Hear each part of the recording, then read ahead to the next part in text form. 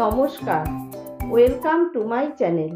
সোমাস অ্যারোমাবিন্ডের পক্ষ থেকে আমি সোমা বলছি। আজকে শেয়ার করব খুবই সুস্বাদু একটা বাটার রেসিপি। গরম ভাতে এটা খেতে দুর্দান্ত লাগবে। আর সেটা হলো ফুলকপির পাতা বাটা। খুবই সাধারণ একটা রেসিপি, অনেকেই এটা বানিয়ে থাকেন।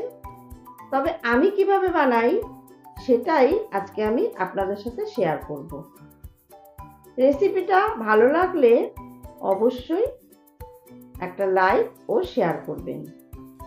আর যদি খুবই ভালো লাগে তাহলে অবশ্যই আমার চ্যানেল সাবস্ক্রাইব করে পাশে থাকার অনুরোধ রইল।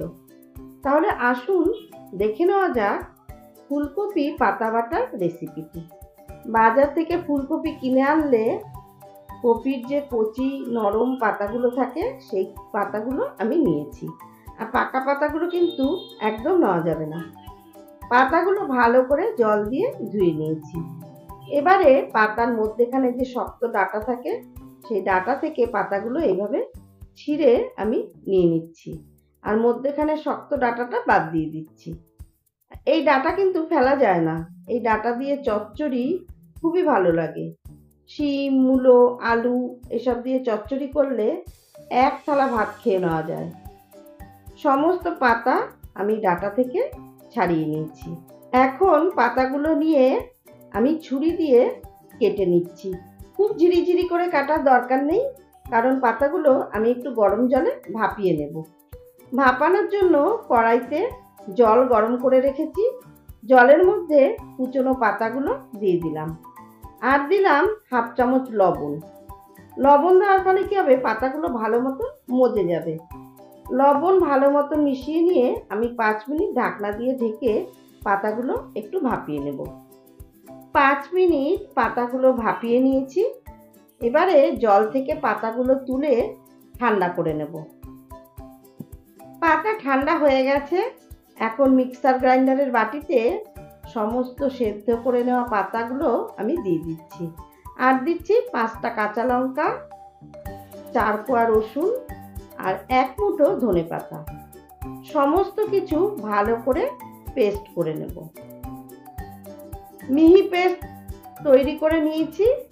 তবে ঝালটা কিন্তু আপনারা আপনাদের স্বাদ অনুযায়ী দেবেন। আমি 5টা কাঁচা লঙ্কা দিয়েছি বলে আপনাদেরও 5টা কাঁচা লঙ্কা দিতে হবে এমন কোনো কারণ নেই। ঝালটা যে যার স্বাদ মতন দেবেন। এখন গ্যাসে কড়াই বসিয়ে কড়াইতে দিয়ে দিচ্ছি পরিমাণ মতন সর্ষের তেল। এই ধরনের বাটা বা ভর্তায় তেলের পরিমাণটা একটু বেশি দিতে হয়। তেল ভালো মতো গরম হলে দিয়ে দিলাম 3টে শুকনো লঙ্কা।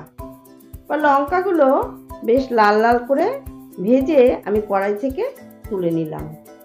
এবারে ওই তেলে দিয়ে দিচ্ছি হাফ টিস্পুন কালো জিরে আর একটা বড় সাইজের ঝিরি করে কেটে নেওয়া পেঁয়াজ।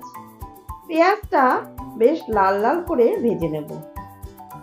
মিনিট 2 পেঁয়াজটা ভেজে নেওয়ার পর দিয়ে দিচ্ছি 1 চামচ থেতো করে নেওয়া রসুন। রসুন আর পেঁয়াজ এখন একসঙ্গে লাল করে ভেজে নেব। পেঁয়াজ বেশ লাল করে ভাজা হয়ে গেছে। এখন পেস্ট করে নেওয়া পাতাটা দিয়ে দিচ্ছি। রসুন পেঁয়াজের সাথে বেটে নেওয়া পাতাটা ভালো মতন ভাজা ভাজা করে নেব। একটু নেড়ে চেড়ে দিয়ে দিচ্ছি স্বাদ মতন লবণ, 1/4 টিস্পুন হলুদের গুঁড়ো আর হাফ টিস্পুন চিনি। অনেকেই এই ভর্তা বা বাটায় চিনি দিতে চান না, তবে একটু চিনি দিলে কিন্তু টেস্টটা খুবই ভালো হয়। সমস্ত কিছু পাতার সাথে ভালো মতন মিশিয়ে নিয়ে অনবরত নেড়ে চেড়ে পাতার জলটা শুকিয়ে নিতে হবে। কাজটা একটু সময় নিয়ে করতে হবে।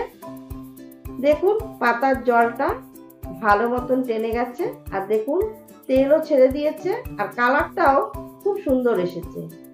এই অবস্থায় আমি যে আগে শুকনো লঙ্কাগুলো ভেজে রেখেছিলাম সেখান থেকে 2টো শুকনো লঙ্কা এইভাবে হাত দিয়ে গুঁড়ো করে পাতার মধ্যে দিয়ে দিচ্ছি। এতে স্মেলটা খুব ভালো আসবে। ভালো করে শুকনো লঙ্কা পাতার সাথে মিশিয়ে নিয়ে আমি গ্যাসের ফ্লেম অফ করে দিলাম। ফুলকপির পাতা বাটা একদম রেডি। এখন একটা প্লেটে ঢেলে দিচ্ছি।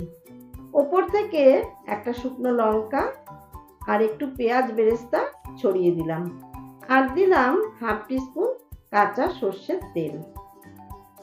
এখন গরম ভাতের সাথে পরিবেশন করে দেব। রেসিপিটা যদি ভালো লেগে থাকে তাহলে অবশ্যই একবার বাড়িতে ট্রাই করে দেখুন। খুব সিম্পল একটা রেসিপি, অথচ খেতে হয় দুর্দান্ত। যদি আমার রেসিপিগুলো আপনাদের ভালো লেগে থাকে তাহলে অবশ্যই চ্যানেলটা সাবস্ক্রাইব করবেন, বেলটাতে প্রেস করে অল নোটিফিকেশন অন করে রাখবেন, তাহলেই এরকম নিত্য নতুন রেসিপির আপডেট খুব তাড়াতাড়ি আপনাদের কাছে পৌঁছে যাবে। আর অবশ্যই পুরো ভিডিওটা দেখবেন, লাইক, কমেন্ট ও শেয়ার করবেন। ধন্যবাদ।